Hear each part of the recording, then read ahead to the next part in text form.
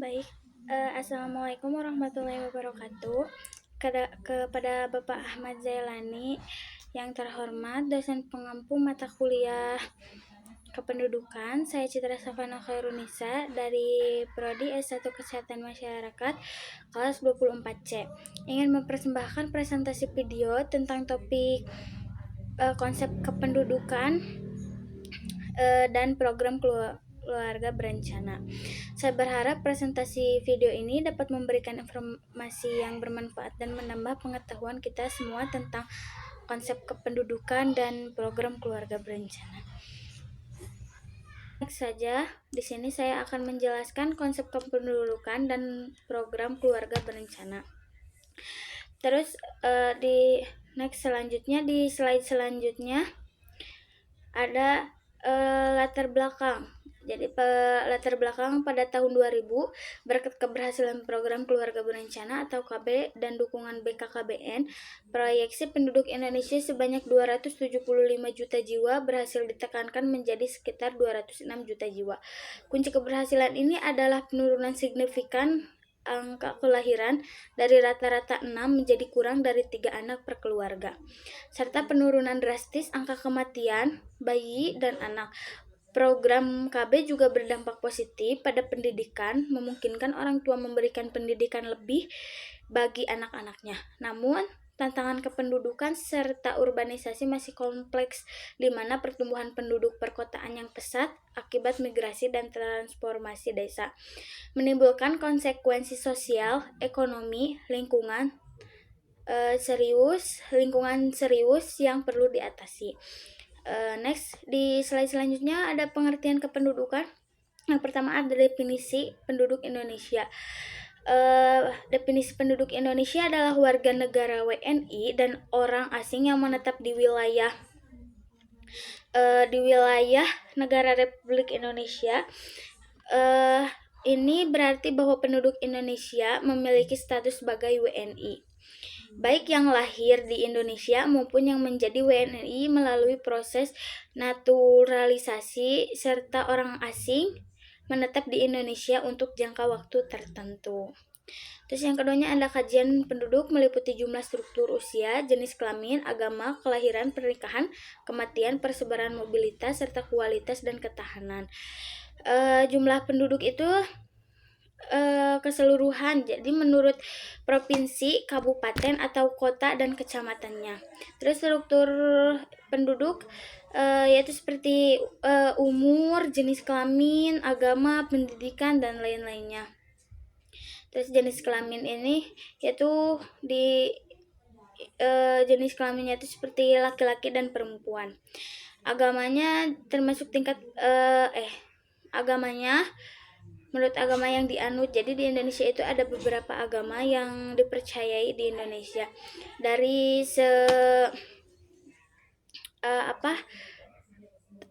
Tapi di Indonesia mayoritasnya Islam. Terus pernikahan yaitu usia pernikahan dan status pernikahannya. Terus ada kematian, termasuk angka kematian bayi dan angka kematian ibunya. Terus persebaran penduduk, termasuk persebaran penduduk di perkotaan dan pedesaan. Jadi penduduk Indonesia itu menurut wilayah, yaitu perdesaan dan perkotaan. Terus ada mobilitas, termasuk ke migrasi, urbanisasi dan lain-lainnya. Terus ada kualitas penduduk. Kualitas penduduk itu kesehatan dan keterampilannya. Terus ada ketahanan juga, yaitu meliputi politik, ekonomi, sosial, dan budaya. Terus ada pengelolaan kependudukan. Pengelolaan kependudukan adalah proses perencanaan, pelaksanaan, dan pengawasan kebijakan kependudukan untuk mencapai tujuan pembangunan nasional. Pengelolaan kependudukan meliputi berbagai aspek. Yang pertama ada perencanaan kependudukan, ada kebijakan, yang kedua itu ada kebijakan kependudukan, nah yang ketiganya ada pengawasan kependudukan. Terus selanjutnya ada pengembangan kependudukan. Jadi pengembangan kependudukan itu adalah proses peningkatan kualitas dan ketahanan penduduk untuk mencapai tujuan pembangunan nasional, pembangunan kependudukan, yaitu pengembangan kependudukan itu ada beberapa aspek juga. Yang pertama ada peningkatan kualitas penduduk, yang keduanya ada peningkatan ketahanan penduduk. Jadi kualitas penduduk itu seperti kesehatan dan keterampilan melalui pendidikan, dan peningkatan ketahanan penduduk itu seperti ekonomi, sosial, dan budaya yang sudah dijelaskan.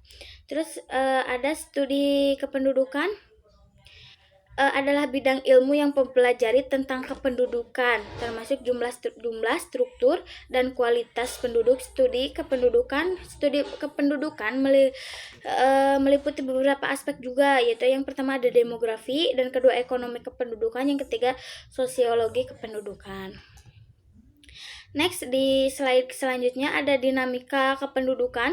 Yang pertama ini ada perubahan kompleks dinamika kependudukan Indonesia saat ini. Saat ini mengalami perubahan kompleks yang dipengaruhi oleh beberapa faktor, yaitu yang pertama itu ada pertumbuhan penduduk tinggi. Jadi angka kelahiran saat ini kurang lebih 2-6 anak per wanita. Belum mencapai ideal 2-1. Terus proyeksinya 2050 kurang lebih 340 juta jiwa jika tidak berubah.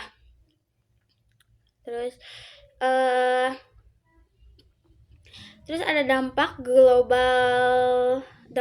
Indonesia salah satu dari 5 negara penyumbang terbesar pertumbuhan penduduk dunia. Jadi sehingga memiliki dampak signifikan terhadap dinamika kependudukan global gitu. Terus bonus demografi itu ada proporsi penduduk usia produktif 15-60 tahun jauh lebih besar dari non produktif. Terus ada peluang besar bagi pertumbuhan ekonomi, yaitu seperti tenaga kerja, pergerakan pembangunan. Jadi hal ini dapat menjadikan peluang besar. Jadi peluang ini bisa menjadikan peluang besar bagi pertumbuhan ekonomi jika dapat dimanfaatkan dengan baik. Terus ada peluang.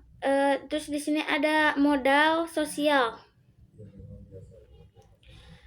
Kelompok usia muda 10-24 tahun proporsi besarnya. Terus di sini ada tuntutan bonus demografi. Baik, disatuin aja. Di sini ada tuntutan bonus demografi dan risiko, yaitu investasi besar dalam pengembangan SDM, yaitu seperti pendidikan, pelatihan keterampilan, peningkatan kualitas kesehatan, dan risikonya itu peluang bisa jadi ancaman jika generasi muda tidak dapat akses kualitas hidup memadai. Jadi resikonya itu generasi muda tidak dapat mengakses kualitas hidup memadai, maka peluang bonus demografi dapat berubah menjadi ancamannya gitu bagi pembangunan nasionalnya. Next, selanjutnya di sini ada transisi demografi. Di sini saya akan menjelaskan transisi demografinya dulu. Transisi demografi adalah perubahan struktur penduduk suatu negara atau wilayah dari waktu ke waktu yang dipengaruhi oleh faktor-faktor seperti fertilitas, mortalitas, dan migrasi. Indonesia saat ini sedang mengalami transisi demografi yang kompleks yang dapat dibagi menjadi 2 tahap, yaitu ada first demography transitions, terus ada second demography transitions.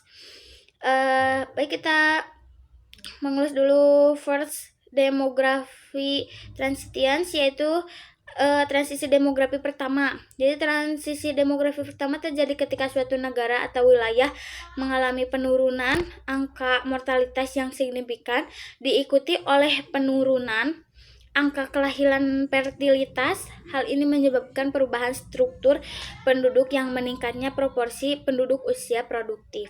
Terus ini ada second demography transitions, yaitu transisi demografi kedua. Transisi demografi kedua terjadi ketika suatu negara atau wilayah mengalami perubahan nilai-nilai sosial dan budayanya yang menyebabkan perubahan perilaku reproduksi dan struktur penduduk.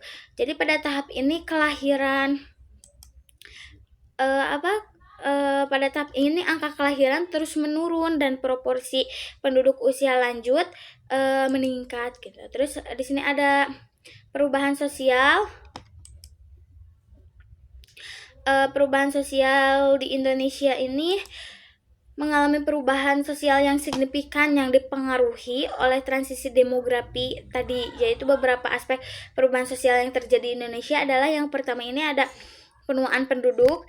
Jadi meningkat proporsi penduduk usia lanjut seperti yaitu lansia gitu, oleh penurunan angka kelahiran dan peningkatan harapan hidup. Terus ada ini ada kan, terus ada tantangan lansia.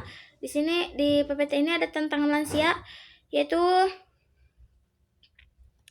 tantangan lansia itu seperti meningkatkan kebutuhan akan pelayanan kesehatan dan sosial bagi lansia.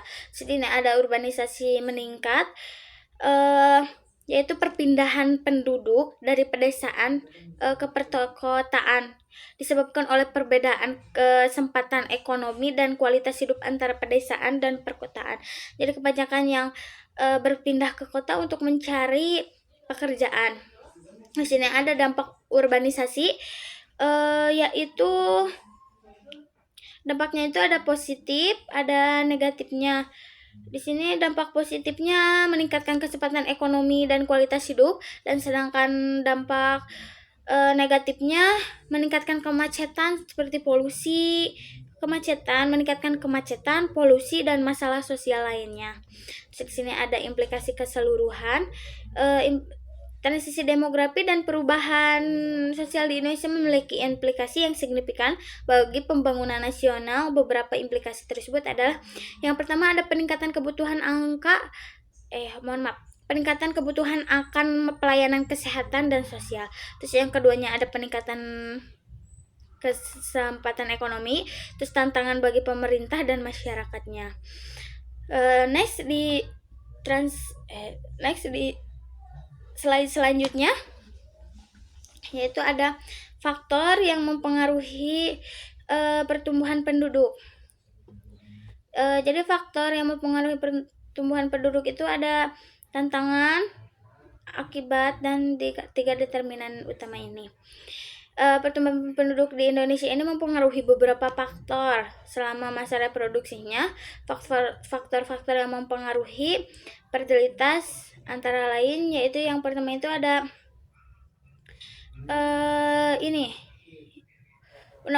Undang-Undang Nomor 52 Tahun 2009 Pemerintah Kendalikan Penduduk dan KB dan tantangannya. Jadi pemerintah Indonesia telah mengeluarkan undang-undang tentang pengembangan kependudukan dan penggunaan keluarga yang bertujuan untuk mengendalikan pertumbuhan, peningkatan kualitas hidup masyarakat. Namun masih ada beberapa tantangan yang dihadapi, yaitu yang pertama ada interpretasi aturan bidan KB. Nah, yang ini aturan yang ada di PPT. Jadi tidak terus di sini ada pelaksanaan KB yang belum optimal, kurangnya pemerataan dokter gitu, kayak kurangnya pemerataan dokter kayak jadi bisa menghambat gitu akses masyarakat terhadap pelayanan kesehatannya. Terus ada pelaksanaan KB belum optimal, jadi bisa juga menghambat penurunan angka kelahiran gitu. Terus di sini ada angka kesehatan kurang efisiens, jadi dapat menghambat juga pelaksanaan program kesehatannya. Terus di sini ada akibat,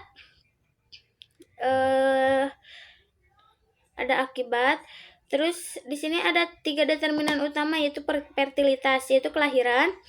Jadi fertilitas itu jumlah anak. Jadi fertilitas itu kelahiran. Itu jumlah anak yang dilahirkan oleh seorang wanita selama masa reproduksinya. Faktor-faktor yang mempengaruhi fertilitas yaitu yang pertama angka kelahiran, terus yang kedua usia menikah, terus pendidikan, terus yang keempatnya ada ketersediaan kontrasepsi. Terus yang kedua ada mortalitas, yaitu kematian. Mortalitas adalah jumlah kematian yang terjadi dalam suatu proporsi, yaitu faktor-faktor yang mempengaruhinya itu yang pertama ada angka kematian, terus kualitas pelayanan kesehatan, terus yang ketiganya ada penyakit, dan keempatnya ada gizi. Terus yang ketiganya ini ada migrasi, yaitu perpindahan. Migrasi ada perpindahan penduduk dari suatu tempat ke tempat lain. Jadi terus ada beberapa faktor juga, yaitu yang pertama itu faktor pertama itu yang menjadi migrasi itu pencarian kerja, yang kedua itu pendidikan, dan yang ketiganya itu kualitas hidup. Baik, langsung saja dilanjut ke slide selanjutnya. Di sini ada masalah kependudukan di Indonesia.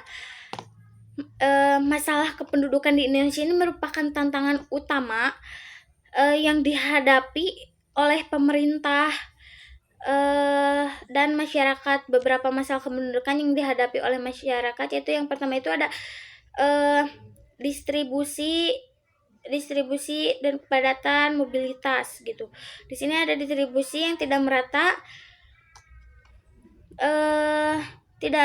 dengan mayoritas penduduk terkonsentrasi di kota-kota besar, sehingga yang pertama menyebabkan kepadatan penduduk, terus yang kedua ketidakseimbangan penyebaran penduduk, terus yang terus selanjutnya ini ada penyebaran sudah ya tadi di sini penyebaran ya. Terus di sini ada pertumbuhan penduduk cepat. Pertumbuhan penduduk cepat itu jadi pertumbuhan penduduk di Indonesia itu relatif cepat, sehingga menyebabkan yang pertama itu menyebabkan peningkatan kebutuhan, terus penurunan kualitas hidup. Jadi peningkatan kebutuhan itu pangan dan fasilitas publik tidak dapat dipenuhi oleh pemerintah dan swasta. Terus penurunan kualitas hidup itu keterbatasan sumber daya alam dan fasilitas publiknya. Di sini ada dampak masalah kependudukan. Masalah kependudukan ini memiliki dampak yang signifikan. Yang pertama itu ada tekanan pada sumber daya alam, disebabkan oleh peningkatan kebutuhan akan sumber daya alam. Terus yang kedua peningkatan kebutuhan seperti yang tadi saya bilang, seperti pekerjaan, pangan, fasilitas publik, dan lain-lainnya. Di sini ada penurunan kualitas hidup. Jadi keterbatasan sumber daya alam dan fasilitas publik sehingga menyebabkan kemiskinan dan kesenjangan sosial gitu. Terus di sini peningkat terus solusinya itu untuk mengatasi masalah kependudukan di Indonesia itu pemerintah dan masyarakat perlu bekerja sama untuk yang pertama itu untuk mengembangkan wilayah, terus yang keduanya meningkatkan kualitas hidup, terus yang ketiganya mengelola sumber daya alamnya. Terus next di selanjutnya ada jumlah persebaran dan kepadatan penduduk. Di sini ada dinamika kependudukan. Jadi dinamika kependudukan itu saya mengambil di Papua Barat. Jadi dinamika kependudukan di Papua Barat menunjukkan struktur penduduk yang unik dengan kelompok usia terbanyak adalah usia 0 sampai 40 tahun. Seperti yang ada di PPT, tingkat kelahiran masih tinggi gitu. Terus di sini ada kelompok usia terbanyak. Usia itu ya itu dari 0 sampai 40 tahun yang terbanyak di Papua Barat dengan jumlah penduduk dengan jumlah penduduk yang banyak. Terus di sini ada penurunan terus di sini ada pola usia, ada penurunan bertahap hingga 15 sampai 19 tahun, terus peningkatan kembali pada 25 sampai 29 tahun, terus penurunan berkelanjutan di usia lebih lanjut kurang dari 30 tahun. Terus peningkatan kembali pada usia 15 sampai dari usia 25 sampai 29 tahun jumlah penduduk Papua Barat meningkat kembali menjadi 93.000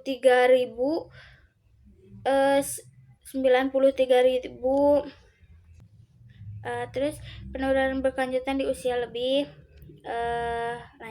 tua. Terus next, terus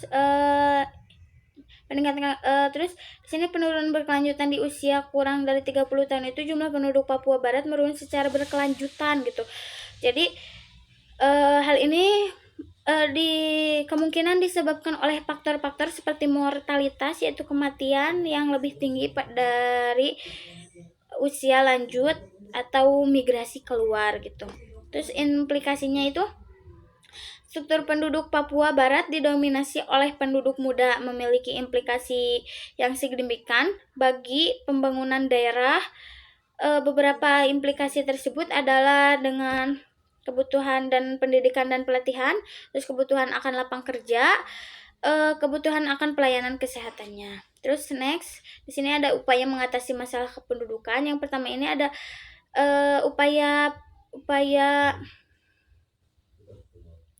mengatasi masalah kependudukan. Yang pertama ini adalah peran pelayanan publik. Itu yang pertama meningkatkan kualitas hidup. Jadi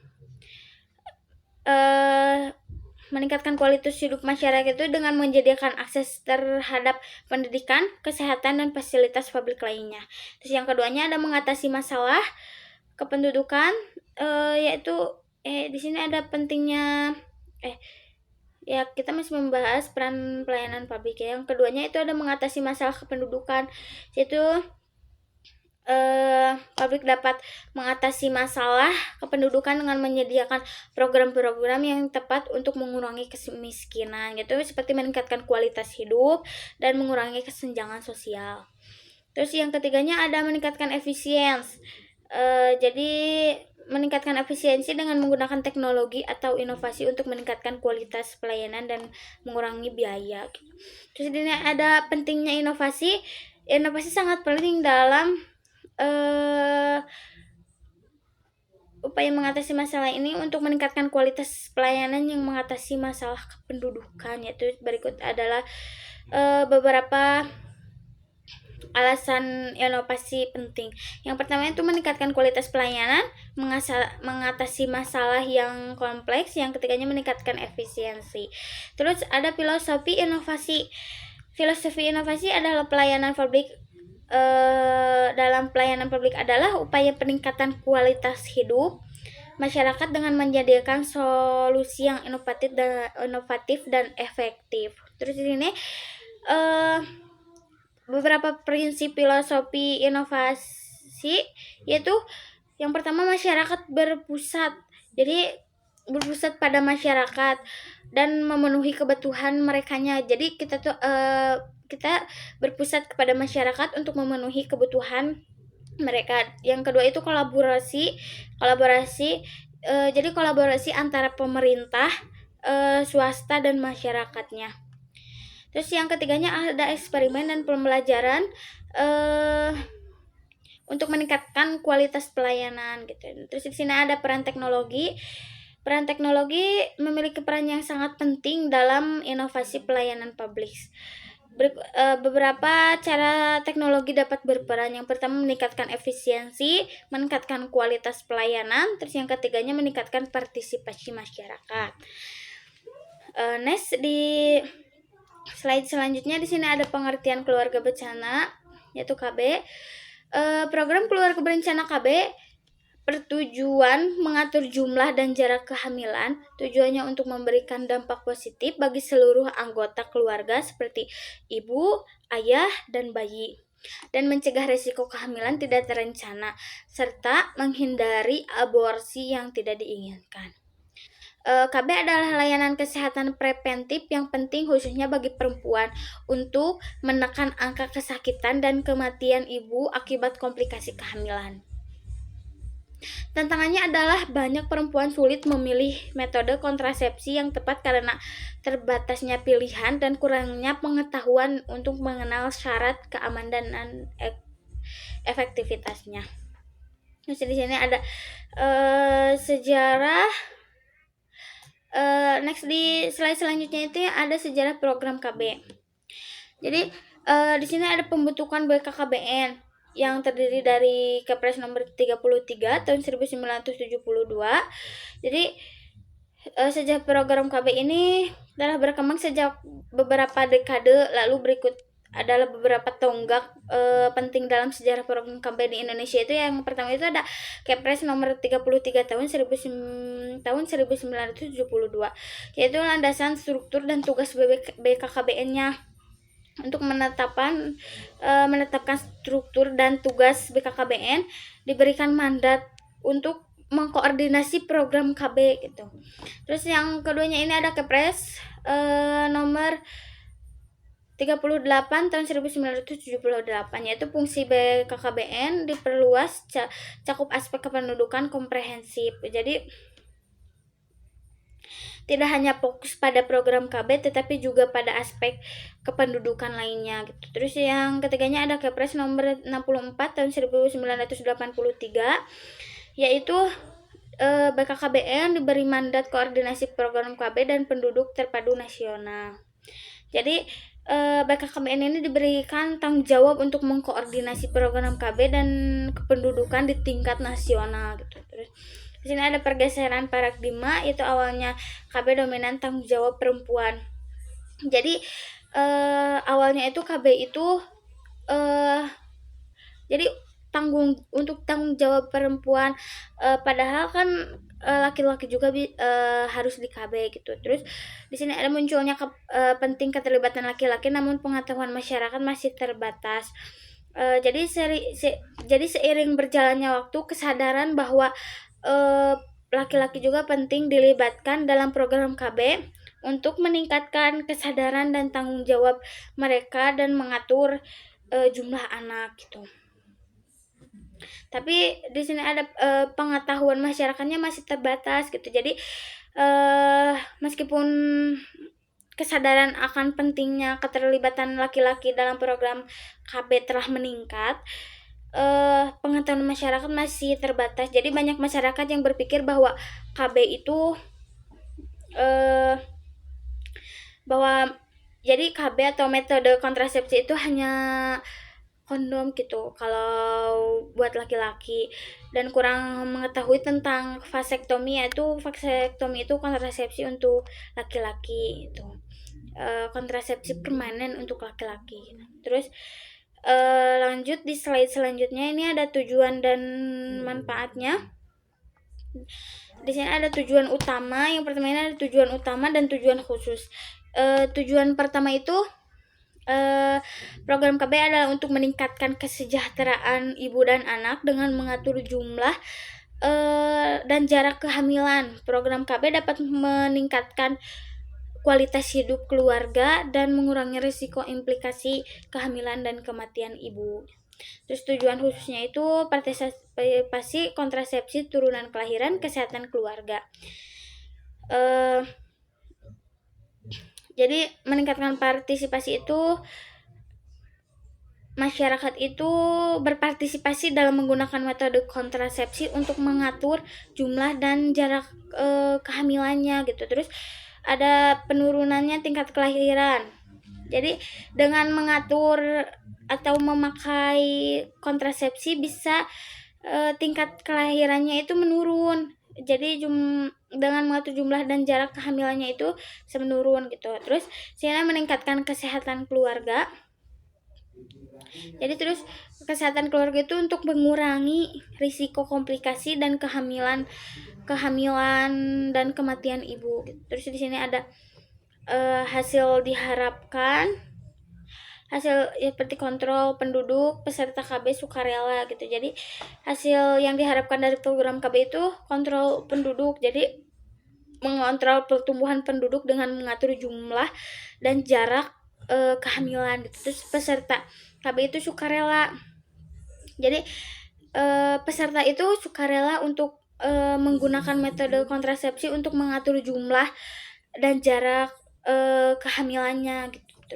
Terus di sini ada tingkat kesejahteraan, yaitu harapan hidup, turunkan kematian. Jadi tingkat kesejahteraan itu dengan mengurangi risiko komplikasi kehamilan dan kematian ibu. Jadi serta meningkatkan kualitas hidup keluarga gitu. Manfaat program KB-nya itu meningkatkan kualitas hidup keluarga, mengurangi risiko komplikasi kehamilan, meningkatkan kesehatan ibu dan anak. Terus yang terakhir itu mengontrol pertumbuhan penduduk. Next, di slide selanjutnya di sini ada waktu pelaksanaan dan jenis program KB itu. Pertama ini ada tujuan KB, yaitu mengendalikan kelahiran dan meningkatkan kesejahteraan masyarakat. Terus di sini ada waktu pelaksanaan ideal. Yang pertama itu segera setelah menikah. Jadi kalau setelah menikah ingin menunda punya anak, nah segera mengikuti program KB gitu. Terus selama usia reproduktif yaitu dari 15 tahun sampai 40 tahun. Terus setelah melahirkan atau keguguran. Jadi untuk membantu mengatur jumlah dan jarak kehamilan berikutnya gitu. Terus perlu konsultasi tenaga kesehatan untuk menentukan waktu dan metode tempat. Jadi bisa membantu, jadi tenaga kesehatannya bisa membantu metode KB yang paling sesuai dengan kebutuhan dan kondisi kesehatan individunya gitu. Terus di sini ada jenis-jenis KB. Saya ngambil dari Kedung Sumur. Yang pertama itu ada suntik. Suntik itu ada metode KB yang menggunakan hormon untuk mencegah kehamilan. Jadi pil KB harus diminum itu secara teratur setiap hari gitu. Terus mohon maaf, ini suntik. Jadi suntik itu untuk menggunakan hormon untuk mencegah kehamilan. Jadi suntik KB biasanya diberikan setiap 1-3 bulan gitu. Terus yang keduanya ada pil. Pil itu sama menggunakan hormon. Jadi diminumnya itu harus teratur setiap hari gitu. Terus ada yang ketiganya ada IUD. IUD itu metode KB yang menggunakan alat kecil yang dimasukkan ke dalam rahim. Jadi untuk mencegah kehamilan, yaitu IUD itu dapat bertahan selama beberapa tahun gitu. Terus yang ketiganya itu kondom. Kondom adalah metode menggunakan alat pelindung untuk mencegah kehamilan dan penyakit menular seksual. Terus next di selanjutnya ini ada ruang lingkup sebentar. Ada kelebihan dan kekurangannya masing-masing. Yaitu kelebihannya itu perlu dilakukan konsultasi dengan oleh karena itu perlu dilakukan konsultasi dengan tenaga kesehatan untuk menentukan jenis yang paling sesuai dengan kebutuhan dan kondisi kesehatan individunya.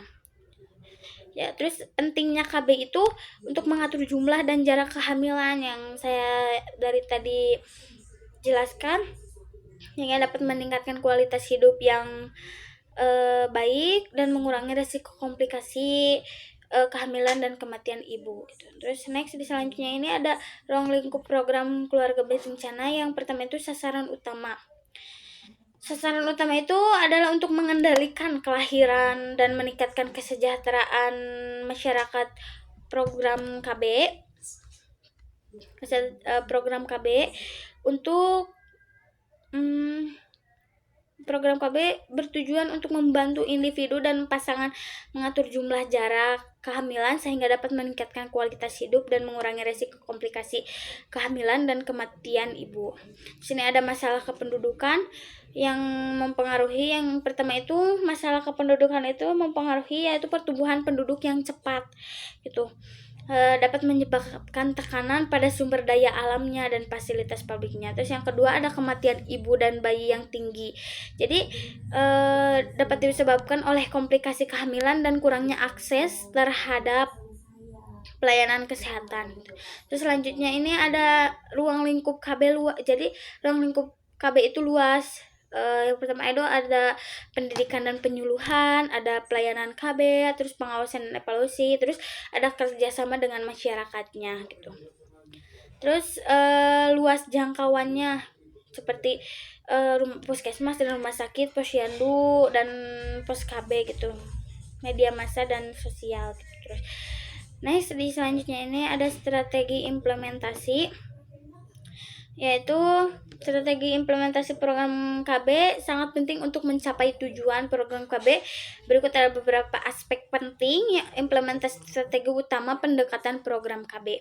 Yang pertama itu ada pendekatan komprehensif, yaitu dalam implementasi program KB mencakup pendidikan, penyuluhan, pelayanan KB yang berkualitas gitu. Terus yang kedua itu ada partisipasi masyarakat. Jadi sehingga masyarakat dapat memiliki kesadaran dan tanggung jawab dalam mengatur jumlah dan jarak kehamilannya gitu. Terus di sini ada terus selanjutnya yang ketiganya itu ada kerjasama dengan stakeholder, yaitu stakeholder itu seperti pemerintah, organisasi, masyarakat sipil dan swasta. Itu sangat penting dalam implementasi program KB gitu. Terus next di sini ada pendekatan program KB, yaitu yang pertama itu ada pendekatan keluarga. Jadi sebelum pendekatan KB itu yang pertama itu berfokus pada keluarga, yaitu untuk memfokuskan pada kebutuhan dan keinginan keluarga untuk mengatur jumlah dan jarak kehamilannya gitu. Terus yang kedua pendekatan komunitas. Jadi pada kebutuhan dan keinginan komunitas dan mengatur jumlah dan jarak kehamilannya. Terus yang ketiganya ada pendekatan berbasis bukti, yaitu menggunakan data dan bukti ilmiah dalam pengembangan dan implementasi program gitu. Terus strategi utamanya itu ada meningkatkan, yang pertama itu ada meningkatkan kesadaran dan partisipasi masyarakat, terus meningkatkan akses terhadap pelayanan kesehatan, pelayanan KB, terus yang ketiganya meningkatkan kualitas pelayanan KB, terus yang keempatnya mengintegrasikan program KB dengan program lainnya. Next, terus di sini ada dampak program KB. Dampak program KB ini dibagi menjadi dua, ada yang positif dan negatif. Yang positif itu ada penurunan kepadatan penduduk. Jadi membantu mengurangi laju pertumbuhan penduduk dengan mengatur jumlah dan jarak kehamilannya. Terus di sini ada peningkatan kesehatan reproduksi dengan mengurangi resiko komplikasi kehamilan dan kematian ibu. Terus yang ketiganya ada perbaikan kesejahteraan keluarga dengan bisa mengurangi beban ekonomi dan meningkatkan kualitas hidup gitu. Terus yang negatifnya itu ada efek samping kesehatan kontrasepsi, itu biaya efek samping kesehatan kontrasepsi, efek sampingnya itu dengan menyebabkan seperti perubahan hormonal atau pendarahan yang tidak teratur gitu, seperti haidnya itu tidak teratur. Terus yang kedua ini biaya pengadaan alat kontrasepsi tinggi. Jadi biaya pengadaan alat kontrasepsi ini dapat menjadikan beban bagi masyarakat, terutama terutama masyarakat yang kurang mampu gitu, karena biaya pengadaan kontrasepsi ini lumayan cukup. Terus faktor yang mempengaruhi dampak program KB itu yang pertama ada kualitas pelayanan KB, akses terhadap pelayanan KB, terus yang ketiganya pendidikan dan kesadaran masyarakat. Terus selanjutnya di slide selanjutnya itu ada kesimpulan. Langsung saja ke kesimpulan. Jadi kesimpulannya yaitu permasalahan kependudukan Indonesia kompleks, mencakup kualitas distribusi dan mobilitas. Program KBBKKBN terbukti efektif mengendalikan pertumbuhan penduduk dan fertilitas. Dari 6 menjadi kurang dari 3 anak berdampak positif pada kesehatan dan pendidikan. Namun tantangan populasi lansia serta keterbatasan akses dan partisipasi pria dalam KB menuntut pendekatan kependudukan yang lebih inklusif dan inovatif. Baik, sekian presentasi saya hari ini. Saya ingin mengucapkan terima kasih kepada Bapak atas kesempatan yang diberikan pada saya untuk mempresentasikan topik ini. Saya berharap Bapak dapat memberikan arahan dan saran yang bermanfaat bagi saya. Dengan hormat, saya Citra Sapana pamit. Wassalamualaikum warahmatullahi wabarakatuh.